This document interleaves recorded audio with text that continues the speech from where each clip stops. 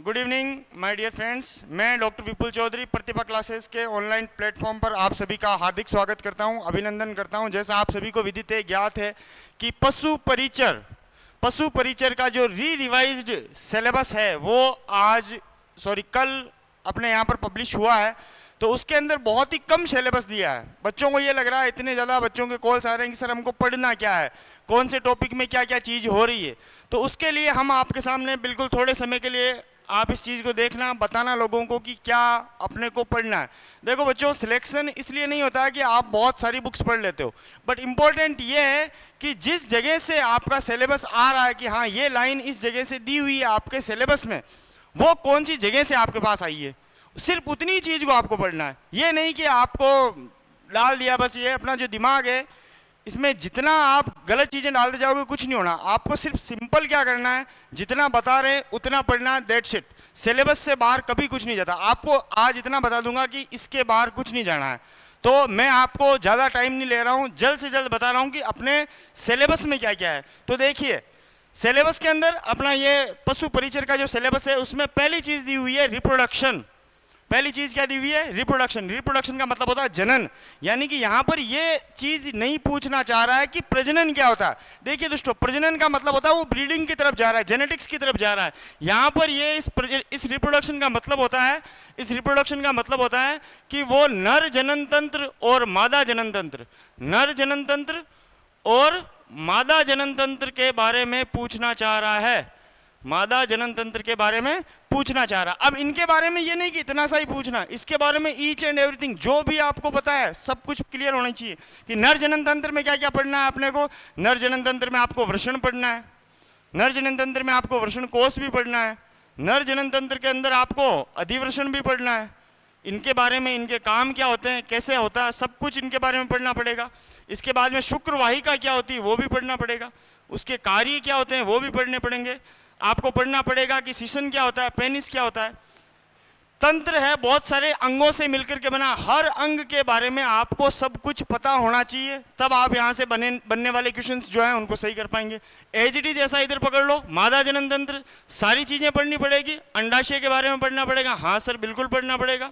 आपको अंडवाहिनी के बारे में पढ़ना पड़ेगा, बिल्कुल पढ़ना पड़ेगा। क्यों नहीं पढ़ोगे? सिलेक्शन चाहिए तो पढ़ना पड़ेगा ना दोस्तों। अंडवाहिनी के बारे में, गर्भाशय के बारे में पढ़ना पड़ेगा, हाँ जी पढ़ना पड़ेगा। आपको वेजाइना योनि के बारे में पढ़ना पड़ेगा। इसके अलावा इनमें अगर कोई कॉम्प्लिकेशंस आ रही है, अगर उसको भी टचअप कर पा रहे हो तो वो बहुत बढ़िया बात है। ये होता है जनन। अब नाम तो इतना सा लिखा था जनन, रिप्रोडक्शन, बात खत्म। कुछ लोग तो लेके जाएंगे आपको प्रजनन करवाना, इन ब्रीडिंग करवाने, आउट ब्रीडिंग करवाने, वो नहीं पढ़ना है, आपके सिलेबस में नहीं है दोस्तों।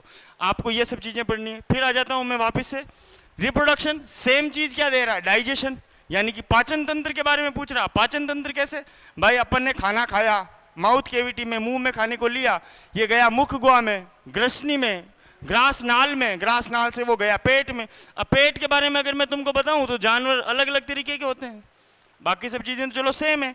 जैसे आपको रूमिनेंट्स के बारे में, रुमांथी जानवर, जुगाली करने वाले जानवरों के बारे में पढ़ना पड़ेगा, उनके पेट में क्या क्या होता है। जैसे जुगाली करने वाले जानवर जो होते हैं उनके पेट के 4 हिस्से होते हैं भाई।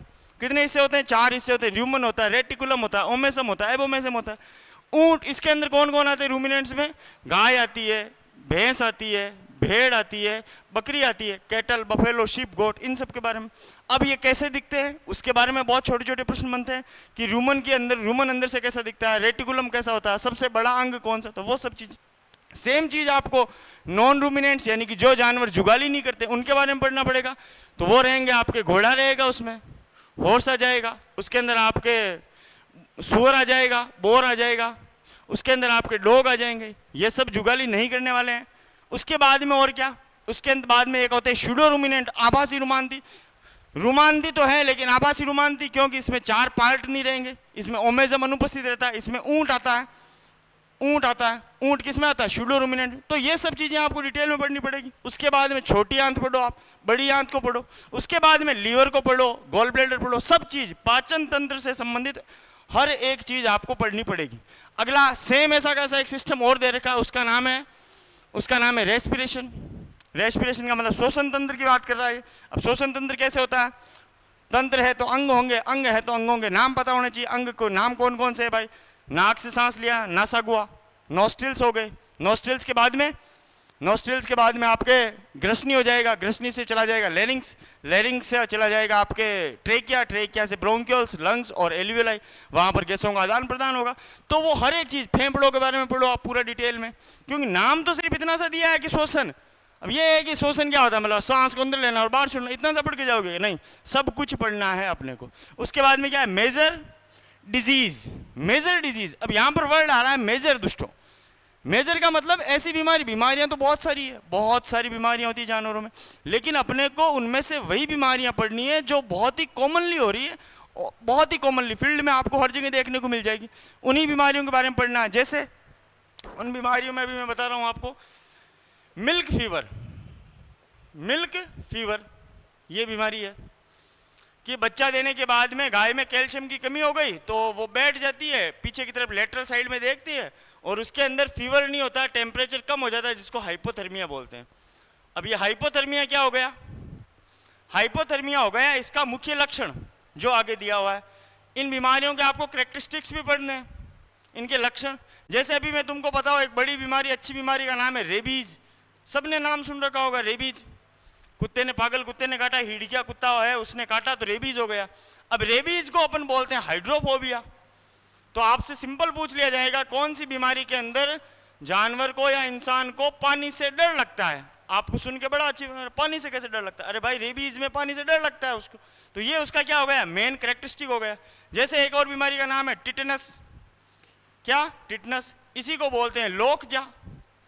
लोकजा का मतलब क्या होगा, लोक का मतलब क्या होगा, ताला लग गया, ताला कहाँ पर लग गया, जबड़े में लग गया, यानी कि जबड़ा जो हो गया वो लोक हो गया। अब आपके सामने ऐसा प्रश्न आएगा कि लोकजा है वो कौन से जानवर में होती है, तो ये होती है घोड़े के अंदर। अगर आपको इतना पता है और इसके बारे में 2-4 बातें और पता है तो आपकी बीमारी और उसका मुख्य लक्षण जो है वो हो गया। ऐसी 10, 15, 20 बीमारियों से ज़्यादा आपको याद नहीं रखनी। ब्लोट हो गया, आफरा किसे कहते हैं, उसका इलाज क्या करते हैं, उसमें कैसे होता है, क्या होता है, वो सब चीज़ें। अगला है हैबिटेट। हैबिटेट का मतलब क्या है, हैबिटेट का मतलब यहां पर ये पूछ रहा है आवास प्रणाली के बारे में, हाउसिंग के बारे में। हाउसिंग, आवास प्रणाली, हाउसिंग। अब ये हाउसिंग किसकी है, हम तो सर घर में रहते हैं, क्या दिक्कत है, अरे अपना घर नहीं दुष्टों, ये घर देखना है अपने को एनिमल्स का। जानवरों के अंदर हैबिटेट्स क्या क्या है, उनको किस तरीके से अपन रख रहे हैं। जैसे लूज हाउसिंग सिस्टम, कुछ लोग ऐसे रहेंगे जो अपने बाड़े के अंदर जानवरों को खुला रख देते हैं, तो उसको बोलते हैं लूज, ढीला छोड़ दिया जानवरों को, खुला रखा। एक रहेंगे जिसमें बांध के रखते हैं, बांध के रखने में भी दो अलग अलग रहते हैं, हेड टू हेड, दोनों के सिर एक तरफ हैं तो वो होता है हेड टू हेड। एक होता है टेल टू टेल, जिसमें दोनों की पूंछ एक तरफ आपस में मिलती है, उसको बोलते हैं टेल टू टेल वाला सिस्टम। अब उसमें आपको क्या याद रखना होता है कि कितना स्पेस चाहिए होता है, उसके मैंजर की या गटर की उसकी जो लेंथ होती है वो कितनी होती है, खाने का जो स्पेस रहता है वो कितना रहता है, कौन सा अच्छा रहता है, हेड टू हेड अच्छा रहता है, टेल टू टेल अच्छा रहता है, वो सब चीज़ें इसमें देखनी होती। तो ये हो गए आपके हैबिटेट। आ रही बात समझ। इसके बाद में अगला जो है बहुत कम दिया हुआ है यहाँ पर, बहुत ही कम, ये लगभग मुझे लगता है 5, 7, 10 क्लास में पूरा हो जाता है।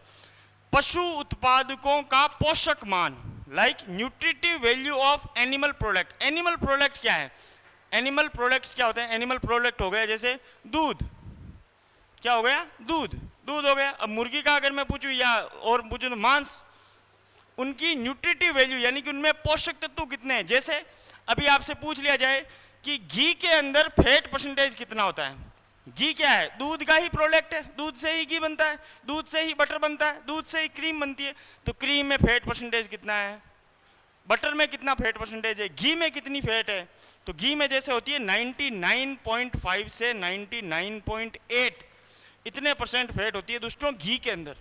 बटर की अगर हम बात करें तो बटर में होती है 80%। अब ये सीधे ऐसे ही प्रश्न आते हैं कि बटर में फैट परसेंटेज होता है, ऑप्शन दे देंगे 50%, 70%, 80% या 90%। 80% अगर आपको पता होगा तो हो जाएगा, नहीं होगा तो नहीं होगा, बात खत्म। ये इस तरीके का है nutritive value of animal product. उसके बाद में एनिमल एग्रीकल्चर, इसका मतलब यहाँ पर ये निकल रहा है कि एनिमल्स का एग्रीकल्चर में क्या योगदान है, पशुओं का कृषि में क्या योगदान, ये अब आपको सबको पता है। ये आपको कहीं ना कहीं जो भी 10th तक की साइंस है या और कोई सब्जेक्ट अलग अलग तरीके की बुक्स हैं, सोशल साइंस है, उनके अंदर कहीं ना कहीं पर ये चीज़ मिल जाएगी। एनसीईआरटी बेस्ड जो बुक्स आती है उनके अंदर आपको इस चीज़ के बारे में मिल जाएगा। जीडीपी में कितना योगदान है, पशुओं का खेती में कितना कार्य है, कौन सी ब्रीड जो है वो अपने यहाँ की लोकल है और खेती में अच्छा कार्य करती है। जैसे अभी नागौर है तो नागौर में नागौरी नस्ल के बारे में बात करेंगे अपन, तो नागौरी नस्ल के बैल जो होते हैं वो खेती में बहुत अच्छा काम करते हैं। इस तरीके की चीज़ें यहाँ पर पूछी जाएगी।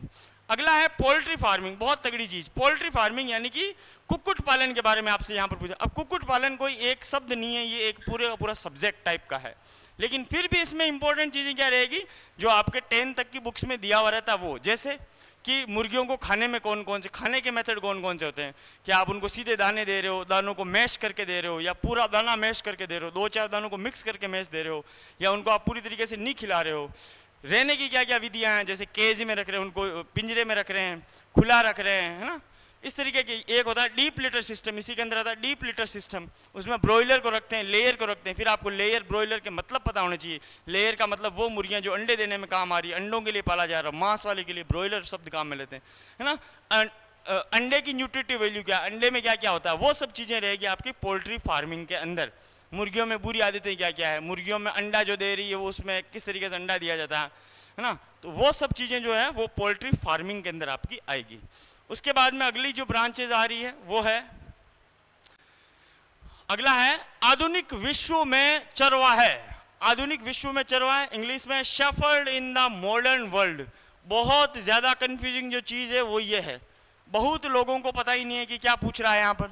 चरवाहे मतलब क्या है, तो 2-4 डेफिनेशन बता देते हैं ज़्यादा ज्ञानी लोग जो रहते हैं वो कहते हैं चलो ग्रास लैंड किसको कहते हैं, पास्चर किसको कहते हैं, या अपन जिसको बोलते हैं कि गोचर की ज़मीन है, उनके बारे में इसे पूछना चाह रहा है। नहीं, ये जो चीज़ है दोस्तों मैं आपको दिखाना चाह रहा हूँ, ये एक बुक है मेरे सामने। इस बुक का नाम है सामाजिक विज्ञान भारत और समकालीन विश्व फर्स्ट। ये बुक, इस बुक के, ये 9th क्लास की बुक है। इस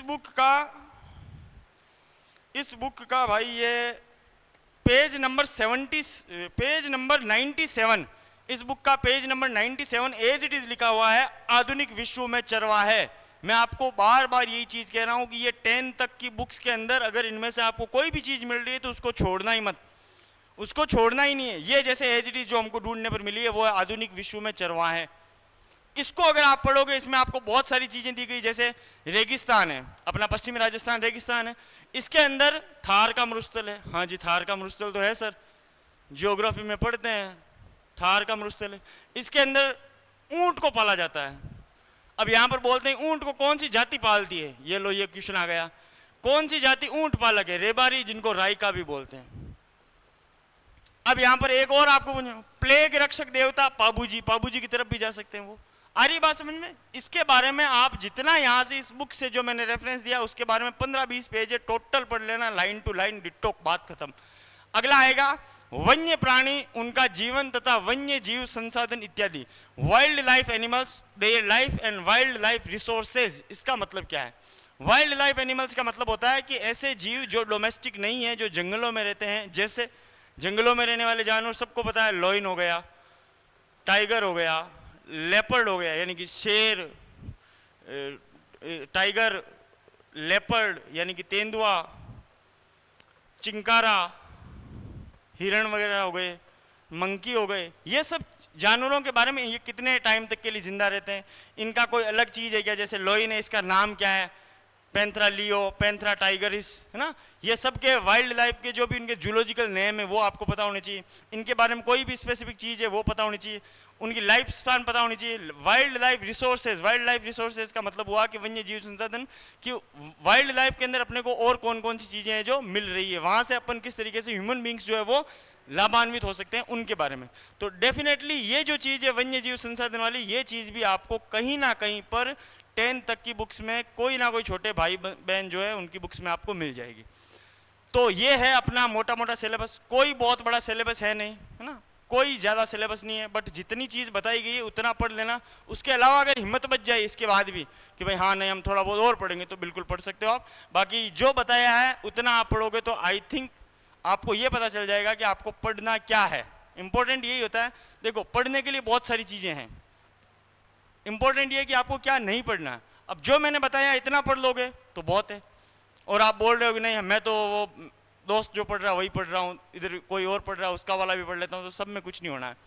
लिमिटेड चीज़ पढ़ो, ऑथेंटिक पढ़ो, है ना, तगड़ी चीज़ पढ़ो और जो बताया उतना करो, बात खत्म। ठीक है, आई होप आप सबको ये जो सिलेबस है उसके बारे में और कोई दिक्कत नहीं रहेगी। इसी के साथ मैं अपने शब्दों को विराम देता हूँ। बढ़िया, ऑल द बेस्ट, तैयारी कीजिए आप, है ना। और प्रतिभा क्लासेस के अंदर इसके पशु परिचर के बैचेस जो हैं वो स्टार्ट हैं, तो आप बिल्कुल ज्वाइन कीजिए इसको जल्द से जल्द। Thank you so much.